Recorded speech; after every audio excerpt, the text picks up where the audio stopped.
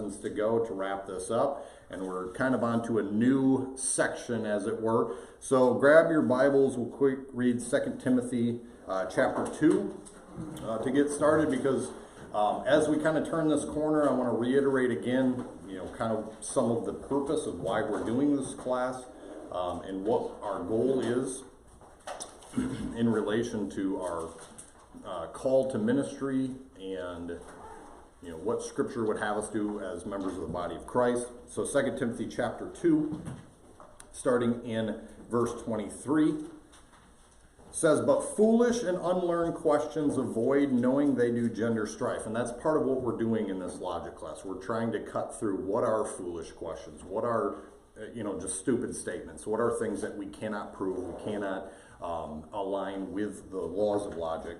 So foolish and unlearned questions avoid, knowing they do gender strifes. And the servant of the Lord must not strive. Now again, if we want to consider ourselves to be servants of God and servants of the Lord, what is one of the things we're not supposed to be doing? Striving. We're not going to be striving about stupid questions, right? We're going to make the main thing the main thing.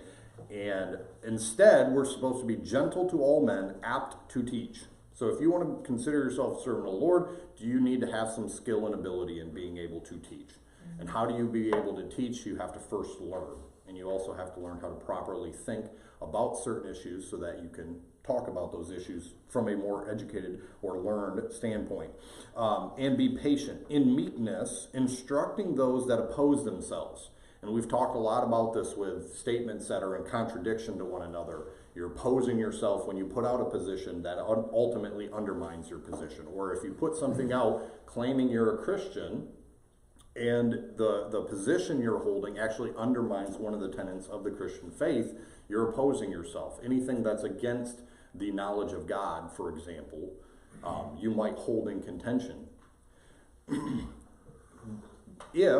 And the result, or what we're really aiming for, if God peradventure will give them repentance through the acknowledging of the truth, and that they may recover themselves out of the snare of the devil, who are taken captive by him at his will.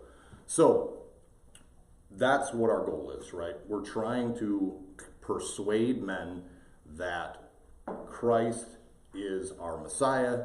He is the one who has redeemed us. God is real. The Bible's true. All the doctrines of the faith are coherent, and we want people to eventually acknowledge that. So that's why we're doing what we're doing. That's why we're spending so much time talking about this, because it is serious. We are losing, I think, that battle in the culture as we follow culture into being less and less logical, and also with that relevant. Because once you lose logic and everyone has their own truth, we lose all relevance. It's kind of like on that movie, The Incredibles, when everyone's super, no one is. Well, when we're all stupid, then no one's brilliant. So we all are equally ignorant and stupid together. All right, so on the notes then, we have completed our study of categorical logic. So everybody can, yay, praise the Lord. We're done with more of the mathematical side of things. So all of that difficult stuff is behind us, and we're kind of turning a corner into some of the more, fun stuff. This is what people typically think of when they think of logic, on the funner side, because this sells better typically. So we're done with categorical logic. We'll now be moving on to a few lessons regarding informal fallacies. So you can see that chart there, that flow chart on the bottom of the page. Recall from earlier on in this course that we looked at some of the branches of logic. Early on, we talked about, if you see under informal logic, we talked about terms, right? Defining our terms, the importance of that. We talked about statements. What is a statement? And then we jumped over to formal logic. We went to deductive reasoning and looked at categorical logic. And we spent quite a long time under categorical logic. So now we're going back to informal logic, and we're looking at the third and final branch of informal fallacies. So we have seen how to distinguish between a valid and an invalid syllogism. We've practiced constructing valid syllogisms, putting statements into categorical statements, putting those into shorthand, finding forms, all that kind of stuff. So we did all that math stuff, basically, reducing and reducing and reducing until we get a very small form of an argument. So the informal fallacies, however, are more of the quote-unquote street fighting logic. This is more likely what you're going to use in everyday conversation. Now, the other stuff is important, but that's mostly going to be like when you have time to sit down and analyze, like, what did they claim, what did they write, what did they say in their video, and you have time to sit down and analyze it. This is more of the off-the-cuff talking with people that you're going to use and people are going to use. These are things that we use every day. If you ever watch politics, you're going to see a lot of this happening. So these are the street fighting logic, meaning both that it is not as neat and orderly as formal logic, and that you are more likely to see it out in the streets. So this is a little less technical. It is less mathematical and just structured. So it is not as clean. It's a little more dirty than deductive categorical logic. So last week we learned we learned some formal fallacies, or of denying the antecedent, that should say of rather than or, of denying the antecedent and affirming the consequent. So you guys remember that from hypothetical syllogisms last week, where you had those two formal fallacies. But today we want to focus on informal forms of reasoning that are invalid or unhelpful in an argument. So any questions on review before we jump into these? You guys remember last week going through those two formal fallacies. All right, so hopefully these ones are easier for you guys to pinpoint than the formal ones. The formal ones are very technical, right? You have to look at the syllogism, you have to look at the if-then statements, and then decide if you're making one of those mistakes. These are a little more straightforward in my mind, at least. These are easier for me to jump onto.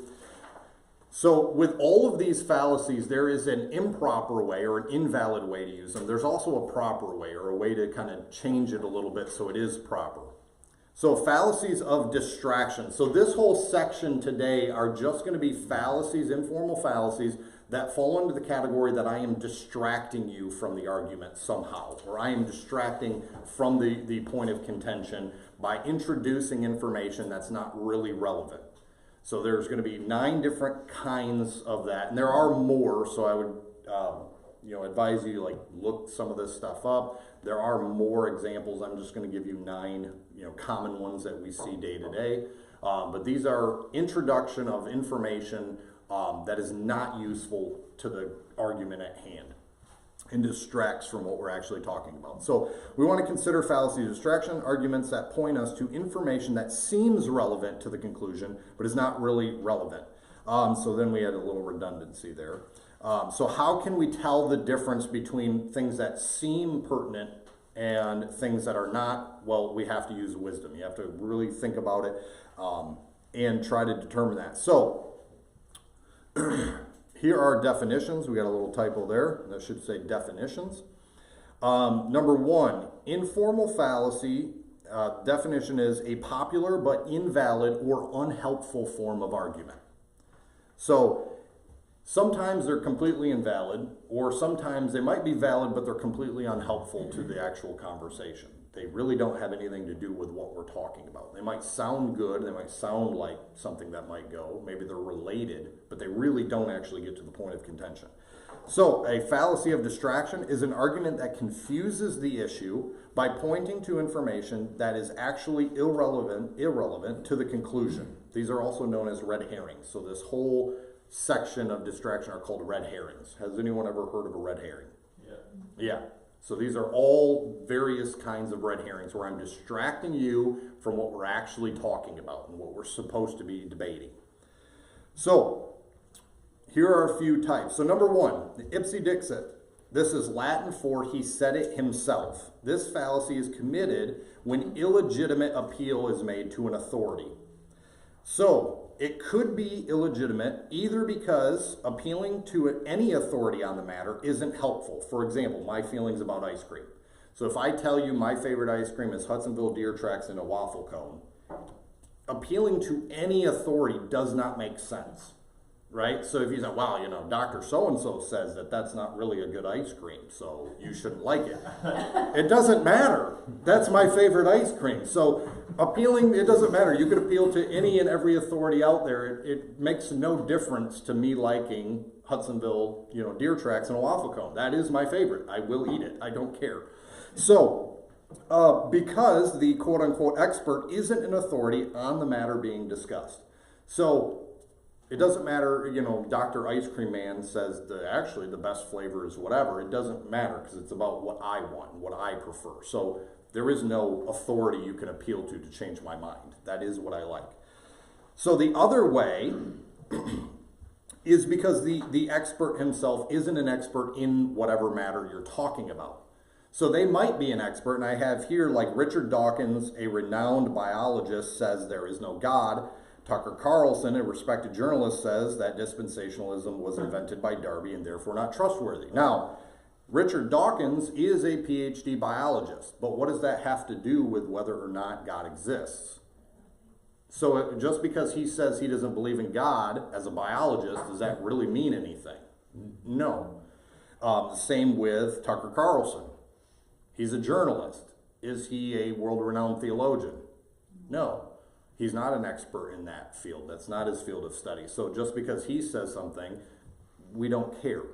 Now, when it's not necessarily a fallacy is that next point there, not all appeals to authority are necessarily invalid. For example, we often quote the Bible to dispel contentions of Christian doctrine. So again, if we're talking about Christian doctrine, appealing to the Bible as an authority is a valid way to appeal to an authority because that is the point. Like the Bible is where we get our doctrine. So if we want to talk about doctrine, we're going to have to necessarily appeal to the Bible. So the same would be true about anything. If you're going to look at, medical issues, it's not wrong to cite medical doctors about medical issues because that is their, field of study. But if I'm going to talk about medical stuff, I'm probably not going to quote some guy who's got a PhD in psychology. Okay, it's not, if I want to know what causes cancer, I'm not going to go to the psychologist. I'm going to go to, some guy who actually, what is a cancer doctor? Oncologist. Is that? Yeah. Oh, I thought that was something different. An oncologist, right? Because they're the ones studying this. So I'm going to go to somebody that studies cancer to ask questions about cancer, not to a psychologist. But don't you think this happens a lot? Oh, of course. Where, I remember my professors in college, they got degrees in, say, Old Testament literature and something else, but yet they feel qualified to speak authoritatively about quantum physics. Right. That's a random example, but this happens all the time. Right. I mean, we do this quite often. I mean, how many of you have multiple PhDs in different fields? No. But do we have an opinion on pretty much every field? And it's not wrong to have an opinion, but then if you're going to stake authority, who do you usually have to go to? You got to find an expert in that field that agrees with your opinion and then say, this is the guy. So, we're all susceptible to this. We all do this on occasion, and people do it to us all the time. I mean, just watch social media. When anything happens, all of a sudden everybody becomes a political expert, and then all of a sudden something religious, and then they're a religious expert, and then all of a sudden something happens sociological, and they're all sociologists. Something else happens, they're all good historians, and people just change to whatever, and they definitely know all those things. So, appeals to authority are not always invalid. So that's where we have to make that distinction. What is a legitimate appeal to an authority? Is that authority actually pertinent to what we're talking about? So in the case of doctrine, going to the Bible is an appropriate authority. So can you guys think of another way that appeal to an authority would be okay? As long as the authority is relevant to the discussion. The authority has to be relevant to the discussion. So in your day-to-day life, what is something you would need to appeal to authority on?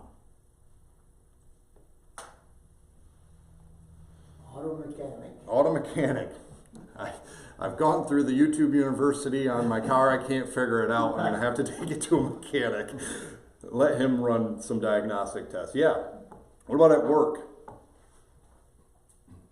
Your boss. Yeah, I might have to, appeal to my boss if a coworker is going outside of, whatever the employee handbook says. They're acting outside of the employee handbook. I could reference the employee handbook, or I could appeal to the boss and say, hey, boss doesn't want us doing that, right?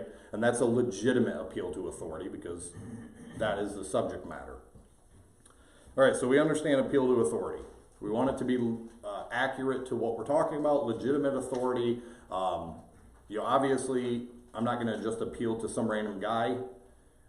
This happens a lot in churches as well, right? Especially, pastor-led churches where, why are we doing this? Well, the pastor said to. Okay, but this doesn't seem right. Yeah, but the pastor is the boss. Well, yeah, but this seems like it goes against some of the stuff the Bible says. Yeah, but we have to. I mean, I've been there.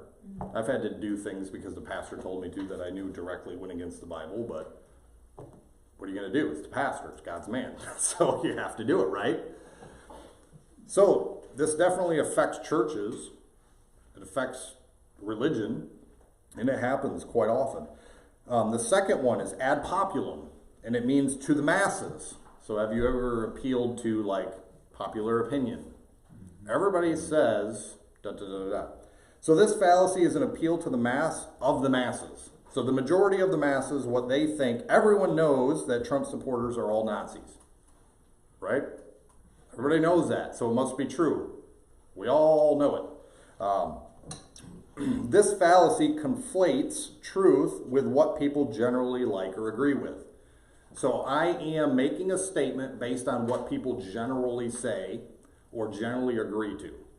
But it kind of goes back to, like, if all your friends jumped off a bridge, would you? Just because everybody jumps off the bridge doesn't mean it's the right thing to do. So this, I got an example here. This story must be truly great. It's a bestseller. So what's the problem?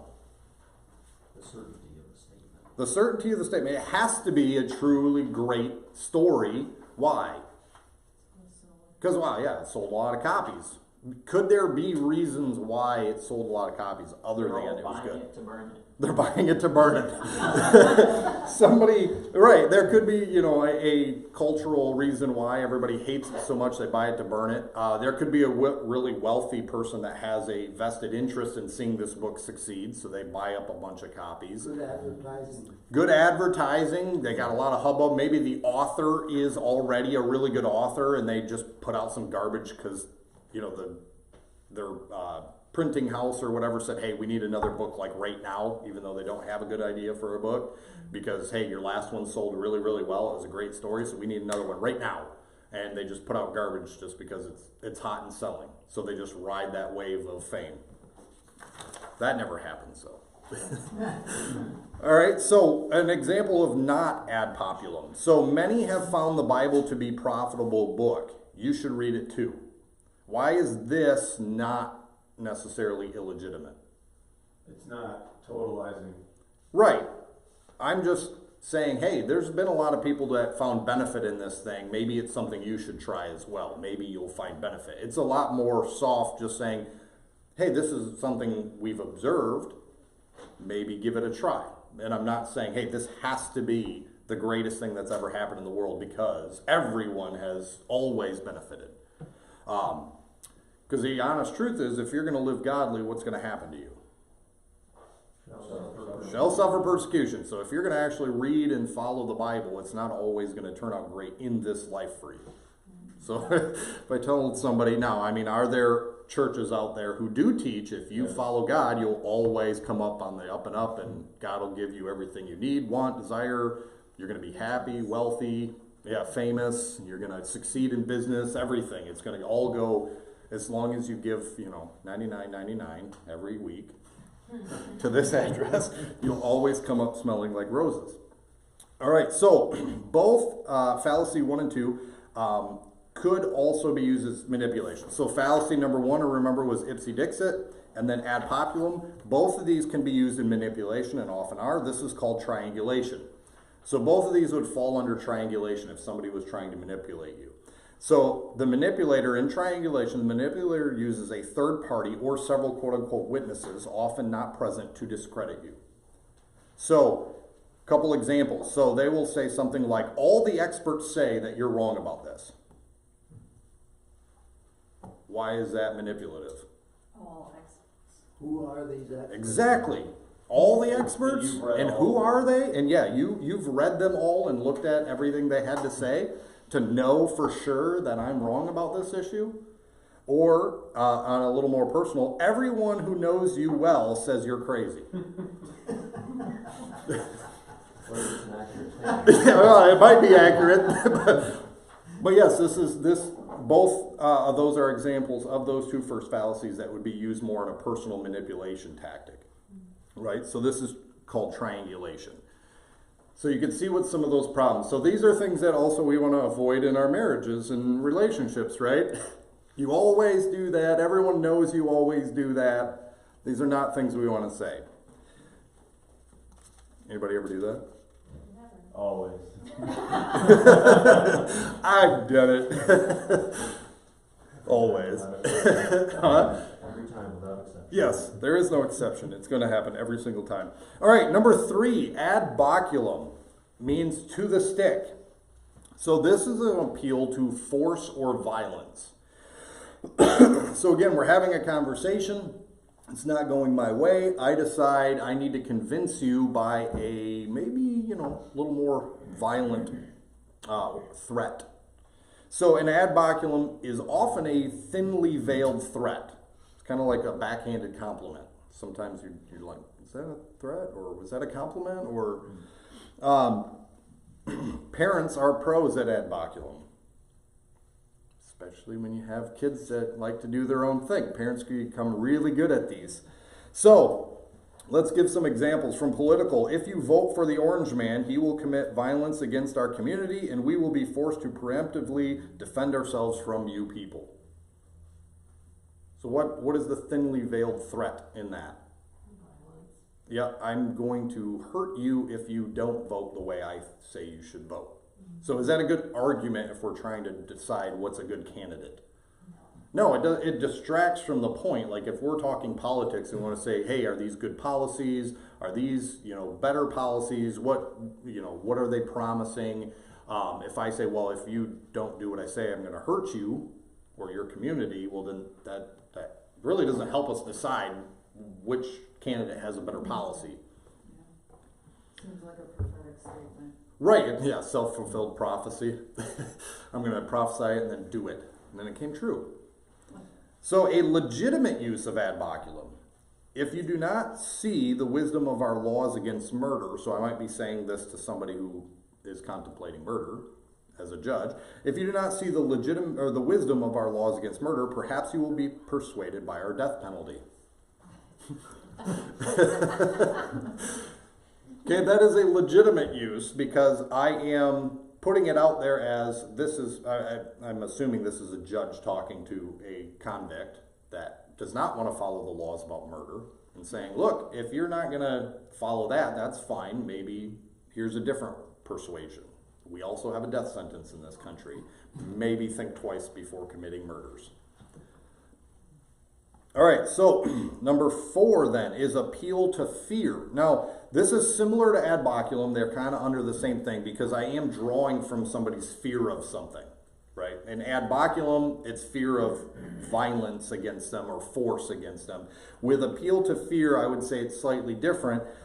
It could be an offshoot, but it's an appeal to fear as framing of the argument to cause people to reconsider the position due to emotional distress. So not necessarily of being physically attacked, but this is going to result in something that's going to cause you great emotional distress. So the reason I didn't include it in ad baculum is that I see ad baculum more along the line of a personal threat, while appealing to fear can use a slippery slope to a fearful future.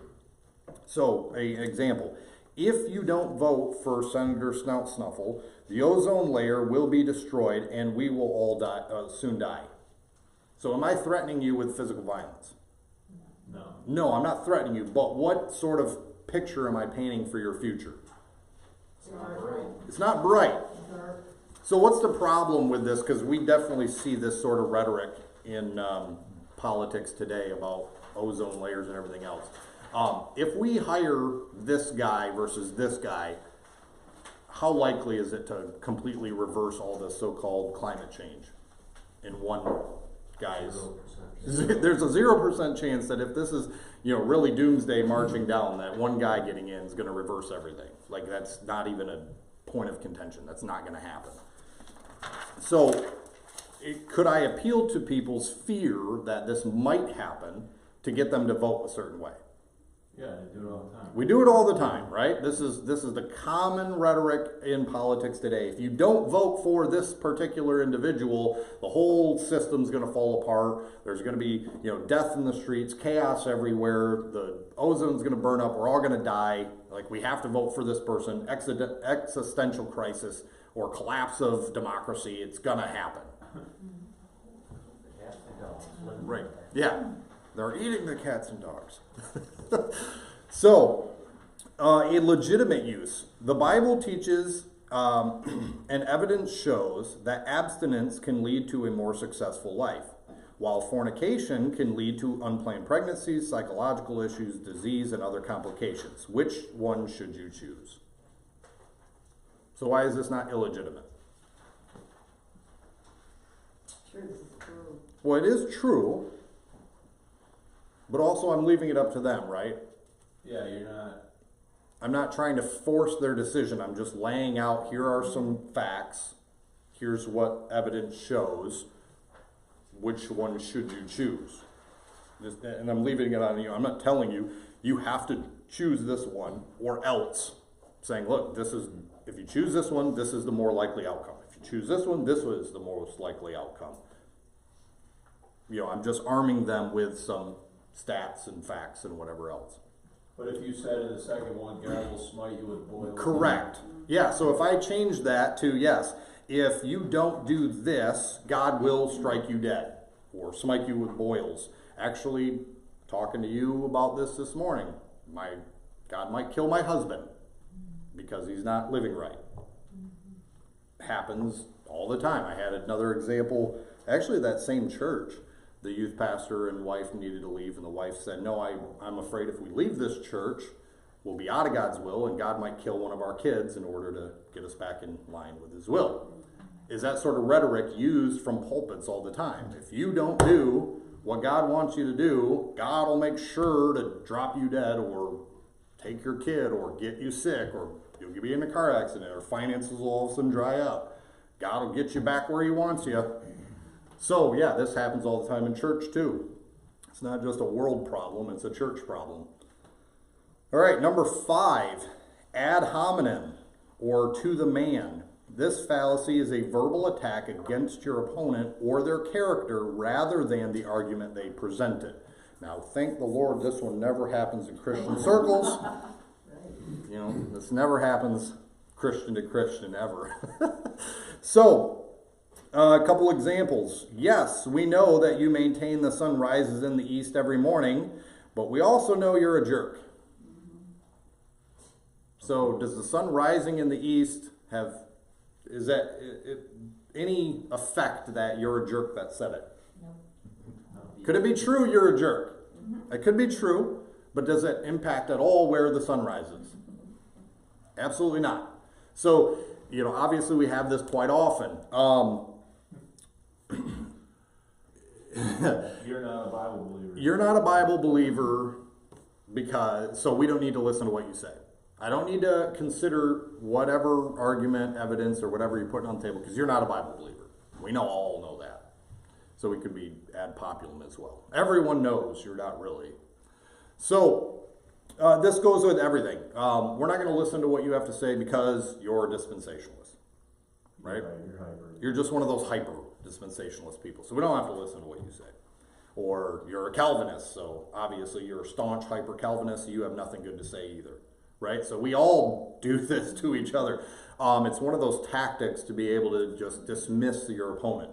You're saying, okay, I don't want to do all the hard work to consider what you're saying, so I'll just label you something and then pass you along. Now, did that make your argument go away? No. No, but if I have a crowd that also couldn't care less and I dismiss it, did I just dismiss it for the whole room? Yeah. And that's one of the problems we run into in a lot of churches. If the pastor gets up there and says, we don't have to worry about that, they're just a heathen. The problem is if you keep doing that, especially in a position of leadership, you dismiss every other idea that comes into the church as it's just this, they're just that, and you keep dismiss. What kind of impact do you think that has on the next generation coming up? Negative. It is negative, but why? They're never learning to engage with material. And they're never learning, okay, why do we believe it and why is the other position inadequate?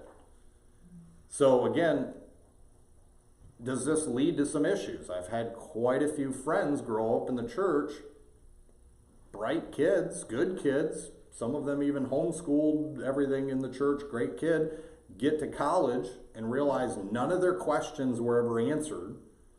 And, well, maybe there are no answers. Maybe this is all fake. Nobody will talk to me. And they got cut off from every other denomination, every other church. Don't talk to them. They're heathens, they're heretics, they're whatever. Don't talk to anybody but your pastor. And pastor doesn't have any answers or doesn't want to answer questions. Well, then maybe this ain't true. I'm an atheist now. Yeah. It's happened way too many times to people I know to say it doesn't happen. All right, so what is a non-illegitimate use of ad hominem? The second point under there, how can we believe your testimony? You've been convicted of perjury 3 times in the past 2 years. So is that more of a legitimate use? Because it has to deal with the actual issue, right? We're questioning whether or not you're an honest person. Why are we questioning if you're an honest person? Because you've been dishonest under oath 3 times in the last 2 years, right? So, which is objective. Right, that's an objective thing. We have it on record. You've been convicted of this 3 times in the last 2 years. So I'm having some struggle believing your testimony right now. So that's not an illegitimate. That would be more of a legitimate use of ad hominem. Because would we want this individual to show us some reason why we should believe their testimony? Yeah.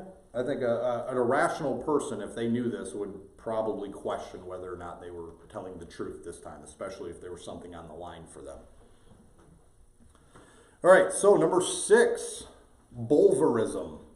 So this is dismissing an argument by simply pointing out that the one presenting the argument, or how or why the one presenting the argument came to believe it. So this is also known as a genetic fallacy. So in other words, you attack a position by pointing out how the arguer came to hold that position rather than the argument's merits or demerits. Distraction. Right, I'm distracting from the point. So this is a fallacy unless the person's reason for adopting the argument is truly relevant to your original argument. So this fallacy often follows the form. You only believe that because you are a blank, fill in the blank, so I don't need to believe that. So this is similar to the ad hominem as well. I could use it as an ad hominem if I wanted to. But I'm saying that you grew up, basically what they have here. You're saying that infants shouldn't be baptized because you grew up in a Baptist home.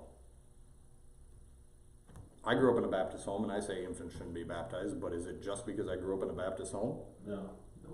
Is that always the case? Now, could it be the case that somebody grew up in a Baptist home and that's their only real reason for saying that? Sure. But are you dismissing, say I laid out an argument why you shouldn't baptize infants, and they say that to it.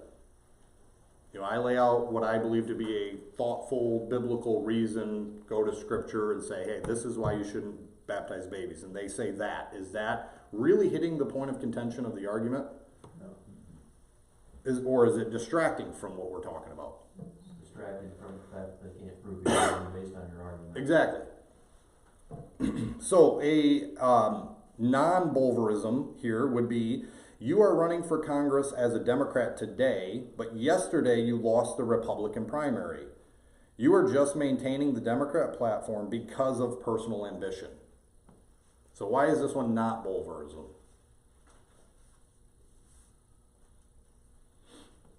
There's seemingly an objective failed attempt to gain a position in the other opposing Right. party.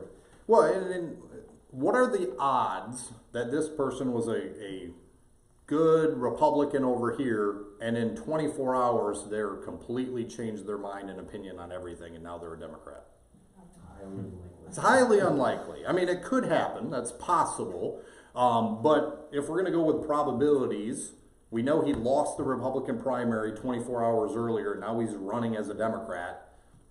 What's more likely the case? It's more likely the case that he wants to be in Congress for whatever reason, for money, for power, influence or whatever. He wants to be in Congress, and he doesn't care which party he's there as long as he's there.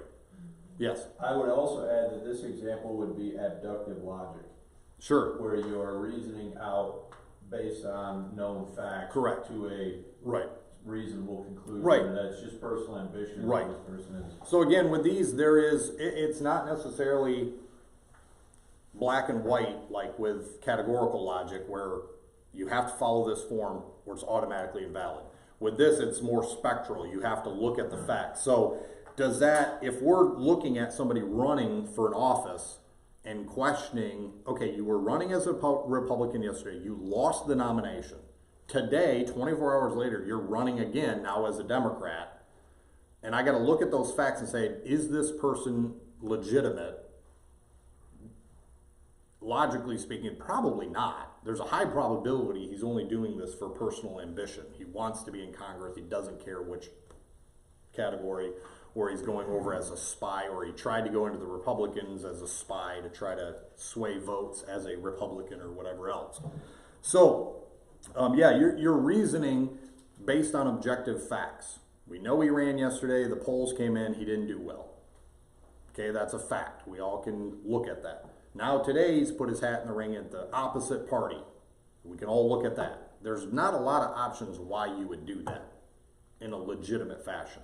If we were giving him the full benefit of the doubt, he must have come into an epiphany, whole life change in 24 hours, and he's completely rethought his entire life, and now he's a brand new person, which is highly unlikely.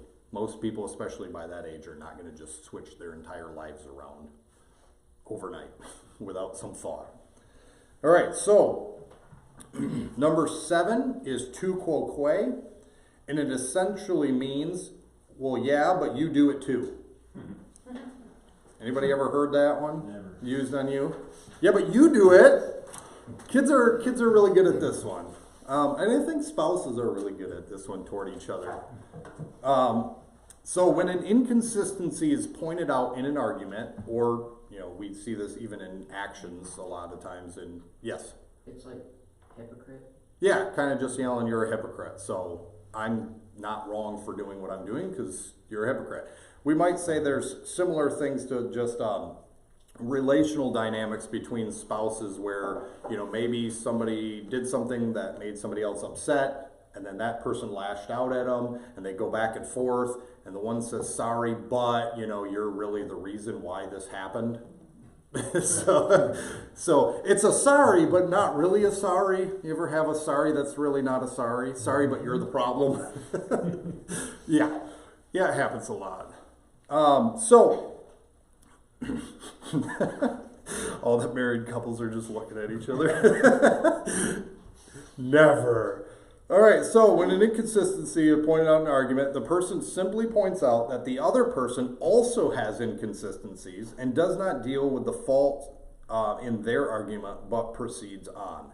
So don't tell me not to be harsh with the kids. You just yelled at them yesterday. You ever have that with parenting, where you lose your temper and then the other spouse comes out, it's like, "Oh, you should be gentler on them." And it's like, yeah, yesterday you just yelled at them. Now, am I distracting from the point that, yes, I lost my temper and I shouldn't have done that? But pointing out the inconsistency in the partner, is that just distracting rather than owning my mistake? Yeah. So the same is true in an argument. If I'm arguing and they point out, "Hey, you have a flaw in your logic or your argumentation," and you just go, "Well, you have a flaw in yours in this point." Did I address the supposed flaw in my argument? No.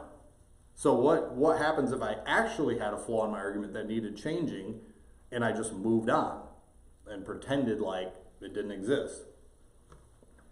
So, not a tu quoque. Why are you telling me it's wrong to read fiction? You do it too. So why is this one not tu quoque?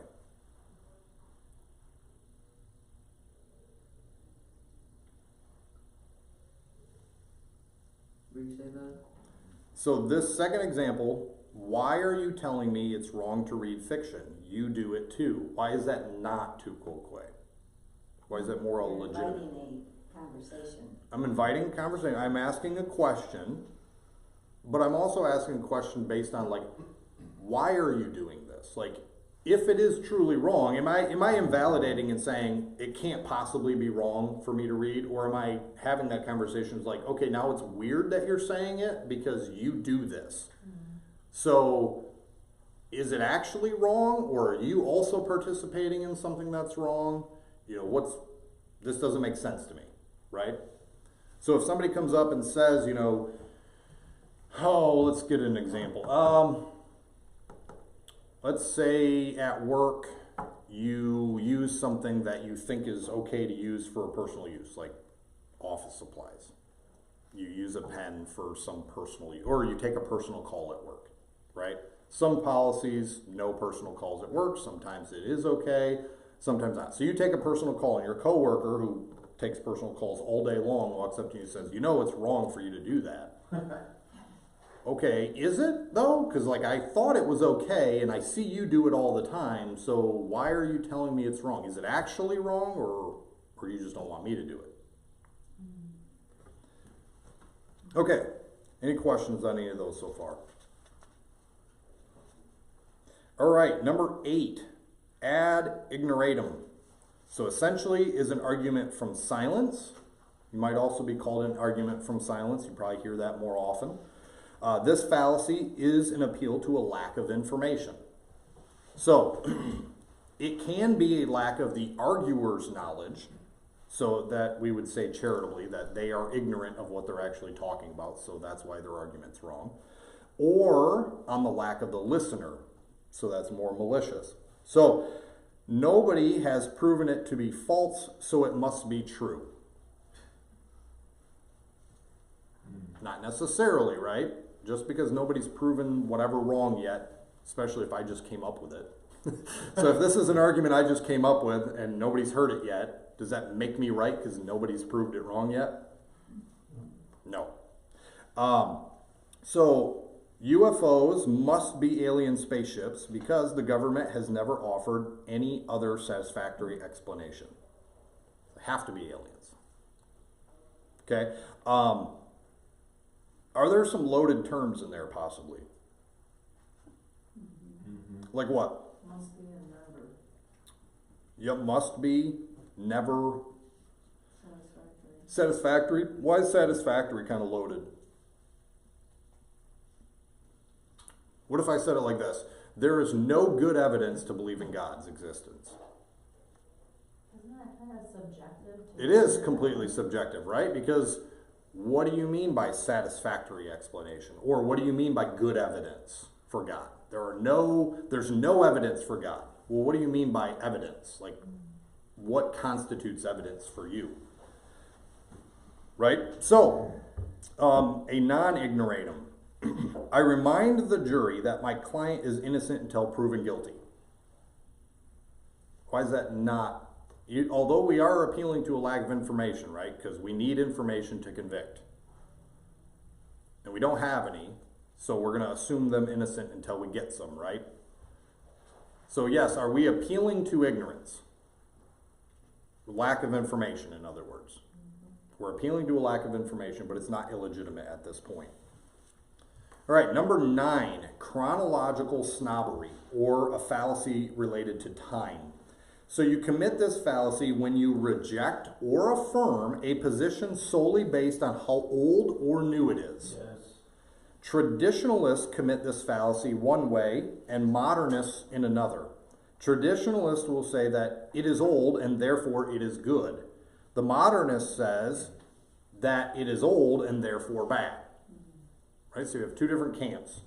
Old is good or old is bad. Or new is good, new is bad. So a couple examples. Categorical logic may have worked for Aristotle, but it's outdated now. So Aristotle lived a long time ago. So Aristotelian logic is very old. Does that make it bad No. or invalid? Or no You could longer argue useful? maybe this person is making a categorical statement. Yeah, they might be making a categorical statement themselves. So could we test that statement by categorical syllogism, make a syllogism out of it, put it in a form and see if it's any good? Yeah. We could, but we don't have to. It's chronological snobbery, right? That doesn't make it wrong just because it's old. Now, what would we have to see to say that categorical logic or Aristotelian logic is now no longer good? What would we need to see? You'd have to see it falsified. Yeah, and something positive to replace it. right. It would need to be falsified and replaced by something that worked better. Do we have anything to replace it? No, because you would probably use it in your attempt to deny it. Exactly. You can't escape it. You're going to use Aristotelian logic in order to try to falsify Aristotelian logic, which is self-defeating. So going back to our verse, we started with those that oppose themselves. If I have to use it in order to support the premise that it doesn't exist or shouldn't be used anymore, I've just completely negated my point altogether. So another one. The oldest manuscripts read such and such, therefore they must be right. I knew that one would get you. The oldest manuscripts say such and such, therefore they must be right. So what's wrong with it? We've been wrong in the first place. They could have been wrong in the first place, yeah. Does age automatically mean it's good? No. Does age automatically mean it's bad? No. So what do we judge things on? Their age or what? The merits. The merit. How close to truth does it actually fall? Another one, dispensationalism is new, beginning with Darby, some say, and therefore novel and probably wrong. So this would be a common refrain we get from our Reformed brothers and sisters because they believe theirs is much older and therefore it must be better because it's stood the test of time for a very long time. So Reformed theology must be true because it's old and goes all the way back to Augustine in some cases. So therefore, it has to be right. Therefore, Catholicism is correct too. No, they're the worst. The Reformed do not like the Catholics, even though they share quite a bit of their doctrine. They really don't like them. I don't get it. It's a weird. I guess if you got to draw sharp lines in the sand, you have to hate your opponent. So, all right. Nate, you got a question right here. Where? Gabe. Oh, Gabe. I Sorry. was thinking of this for like things that are old Mm-hmm. are false. If you put that into reasoning, Mm-hmm. some older books are false. The Mhm. Bible's old, therefore the Bible is false. Right, so we could put it into categorical statements, we could put it into a form, get that all the way boiled down, see is this form even valid? And then if it is valid, then we would start looking at each premise and saying, is this premise true and can we support it with evidence, facts, and everything else? So yeah, exactly. That's exactly what we're looking for. If somebody says that, can we turn that into a categorical statement? Can we turn that statement into a syllogism? Can we assess that syllogism for its validity? Obviously, that's not as easy to do on your feet in a conversation, but it's definitely something you think about. Go back home, jot it down, start working through the process, and then come up with this worked. I think this worked a lot better in the olden days. This is why people don't do it as much anymore, because back then, if somebody had a problem with you, they might publicly debate you, but then you might have correspondence letters back and forth. And when they write you a letter, you get to sit down and look at it, read it, dissect it, write a letter back, send it back. Or if you're doing it in the newspaper, they put out a column. A couple days later, you might put out a column in response, and it's going over time. You have time. So in today's society, do we often have time to sit and think and come up with a response? Or are they, I want a response right now, say it, go. If you can't say something right now, you're wrong, right? All right, so what is not chronological snobbery? An example of non-chronological snobbery says, I think we should be more careful before we dismiss something our ancestors have done for centuries. So why is that not chronological snobbery? Even though I'm appealing to something that's old. You're leaving yourself open to the fact that they might have had wisdom in what they were doing. Right, They were not aware of it. Right, I'm not definitively saying what they did was automatically right in every point, but am I saying, hey, they've done this for centuries, it's worked pretty good, like, let's not just dump it because. I'm almost anti-chronological snobbery. I'm not saying the new stuff's wrong, but I am saying, hey, some of this old stuff might still have value. Let's tread lightly before we just chuck it out. All right, so we got a couple minutes left. Do we have any questions on any of that? I think what historians would call presentism fits under chronological snobbery as well. Yeah, so presentism, for those who are less aware, is the idea, and correct me if I'm wrong at any point, Brian, but where you read into history thoughts of today, cultural things of today, maybe definitions of words today. You read that into the past and try to assign it to them. Yeah. Like things that are going on culturally today, you might try to say that's the motive for why this guy did that 18 centuries ago. Yeah, or like, would the King James translators be King James only? Right. Like, that's even a thing that they were thinking about then. Like, Right. It's just a ridiculous Right. trap. Right, modern thoughts, even modern theology in a lot of ways is something wholly unknown to centuries ago. So like any systematic theology, regardless where it's coming from, Reformed, dispensational, or something else, that whole systematized theology that we have today, that was wholly unheard of 300 years ago. Like they didn't have systematic theology books back then. They had some doctrine and stuff like that, but to systematize it all into one volume, that's unheard of. So to say that they all thought that way, because they didn't have to. A lot of the theology back then was reactive to heresies.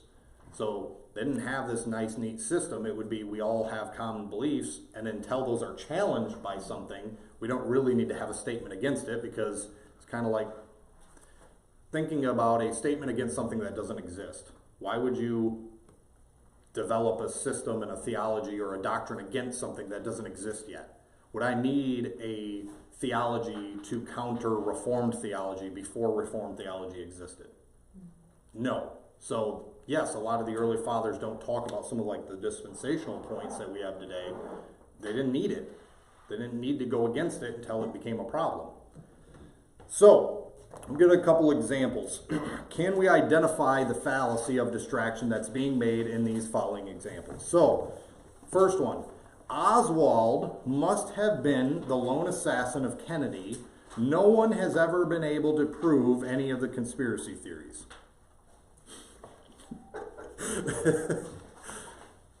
So Oswald must have been the lone assassin of Kennedy. No one has ever been able to prove any of the conspiracy theories. What fallacy am I using of distraction? Ignoratum? Yep, ad ignoratum. I'm appealing to a lack of information. Because none of the conspiracy theories have been proven, then it must have been Oswald and he must have acted alone. Sure, we got some good conspiracies about that one too. All right, number 2, Santa Claus must be real. The editor of the newspaper said so. Ipsy Dixit. All right. If you believe in Jesus you believe in Jesus because you were brought up in a Christian home. Genetic, or the other name for genetic fallacy starts with a B. Bulverism. 4, we need to appropriate billions of dollars for AIDS research. Otherwise, you or someone in your family will probably get AIDS within the next 10 years. Appeal to fear. It also technically would be an ad baculum because it's an appeal to fear, but I separate those two. All right. You don't believe that Genesis is to be understood literally, do you? That's a rather old-fashioned doctrine. Chronological snobbery. Chronological snobbery. All right, we should say the Pledge of Allegiance at our assemblies just like other schools do. Ad populum. Ad populum. A heretic named Serventus was burned at the stake in Geneva, and John Calvin approved of it, Calvinism has to be wrong. Ad hominem? Ad hominem.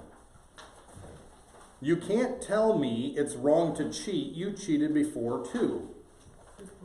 Tu quoque. Do you agree with me when I say that mankind is corrupt? That proves that you have been corrupted already. And therefore, we don't have to listen to your opinion. You don't have to listen to the other ones either. Right. But what is that? What distraction? Then you do it too. No, but that's a good close. I mean, it almost could go that way depending on how they followed it up. So do you disagree with me when I say that mankind is corrupt? So think about a debate. I say, hey, do you agree that mankind is corrupt? Yeah, I believe mankind is corrupt. Well, then you're corrupt and we don't have to listen to you. That's a Bulverism. Ad hominem, right? You're corrupt, therefore. Oh, you're correct. Yeah. All right. The senator is accused of communist activities, and there is nothing to disprove these suspicions. Ad ignoratum? Ad ignoratum. You should read this book that your boss wrote. You would not want to jeopardize your position in this company, would you? Ad baculum. I'm appealing to fear. The vice president said that the potato is spelled with an E at the end, so it must be true.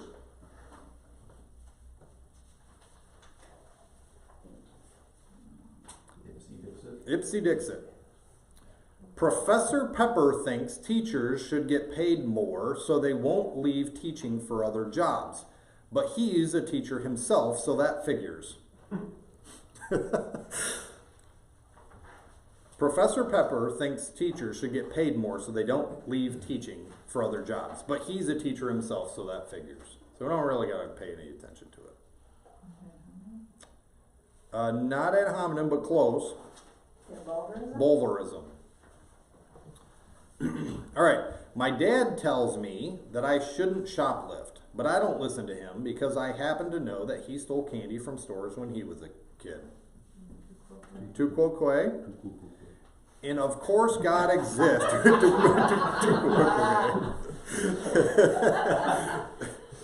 All right, of course God exists. Belief in a deity is one of the most ancient concepts of man. Snobbery.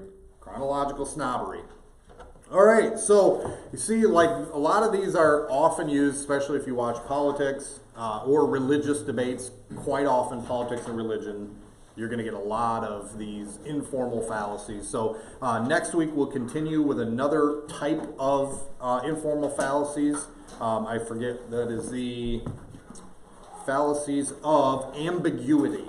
So I am purposely kind of masking what the problem is through language or something like that. So